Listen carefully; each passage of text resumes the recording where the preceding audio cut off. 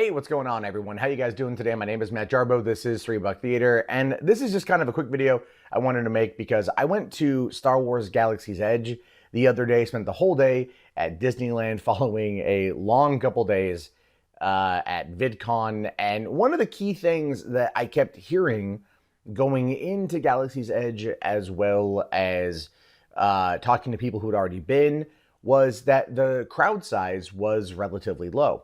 That the crowd size was actually really low for Disneyland. And I was a bit surprised when I got there because, it was actually, it actually wasn't as busy as I thought it would be. Now, I figured going to Star Wars Galaxy's Edge a little over a month or so, a little after, 6 weeks after its opening, would probably be a pretty packed park. This is the middle of summer. This is the high season, the high touristy season. You figured that it would be pretty big.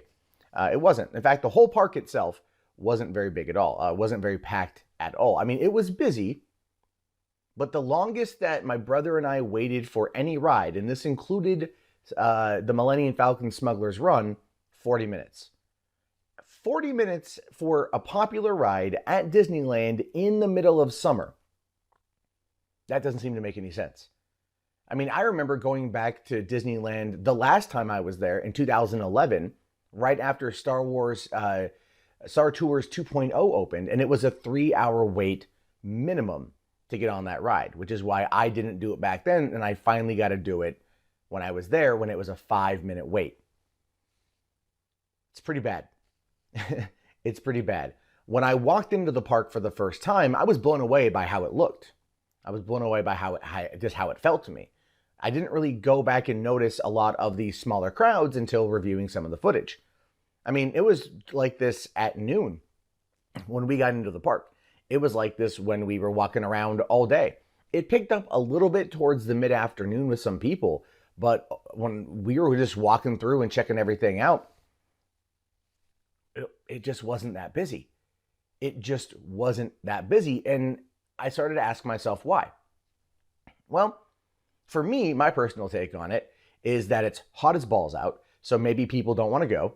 That's a factor. But then again, it is summer, so people are going to find time to make vacation when it is the vacation and go out there. And then another factor was the cost. The cost is actually really high. It was $150. One ticket to go to one park. $200 if you wanted to go to both parks. $150 to go to Disneyland for the day. The last time I was there, it was like $78 for a one-day ticket for one park. I just know. I barely even, I almost didn't even go. It was so expensive. I'm like, this isn't worth it to me. But I'm here, I'm in Anaheim, I'm on vacation, I want to see this. Sure, yeah, I want to check it out. So I paid the money to get a lot of footage, which I will be reviewing and everything here pretty soon. And it just, again, I wasn't super impressed with the cost. And I think that's a big factor. I think that a lot of people who don't have a lot of money are not going. You can argue politics all you want. The economy for a lot of people right now is not the greatest. Not to say it won't get there, but it's not the greatest right now, despite what reports are telling you. Because it's not trickling down. People aren't making more money. So you have that. I mean, and never mind the fact that if you want to get like just a family of 4 into a park for a day, that's $600? It's too damn expensive. Too damn expensive. But then I went over to where the Rise of the Resistance ride was, and that was closed off, and they had a couple cast members that were there, that were out there. And I asked one of them, I said, hey, like, what's going on? Like, what's happening? Why are the parks, why is it so light? What's going on? And in character, the cast member told me that there are a lot of people out there who don't have blue level clearance, but they will starting next month. Okay, then. Now, if you live in Southern California, you know about Disneyland's SoCal Select Pass. Meaning if you live between certain zip codes, you can actually get a discount and get a season, a year pass that has blackout dates.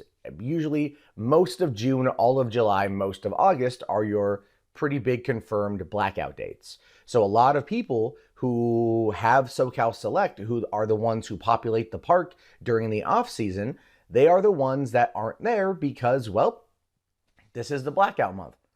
And as a result of that and the ticket prices and probably the fact that Star Wars Galaxy's Edge, while fun, is getting some middling reviews due to what is there, and it kind of feels like going to a shopping mall again. I will have a lot of video footage coming from that. It does make a lot of sense that that is possibly why things are the way that they are. So that's where we currently stand on that one. That's why I think Galaxy's Edge is lower. You have the SoCal Select people not going, and you've got the prices are too high, and there's not much there to do outside of doing the Millennium Falcon ride, which from start to end is roughly 4 minutes. I'm not even kidding you. I'm not even kidding you. It's like 4 minutes. Anyway, though, what are your thoughts about this? What are your opinions? Let me know down in the comments below. I will talk to you guys later. Have yourself a great day, and peace out.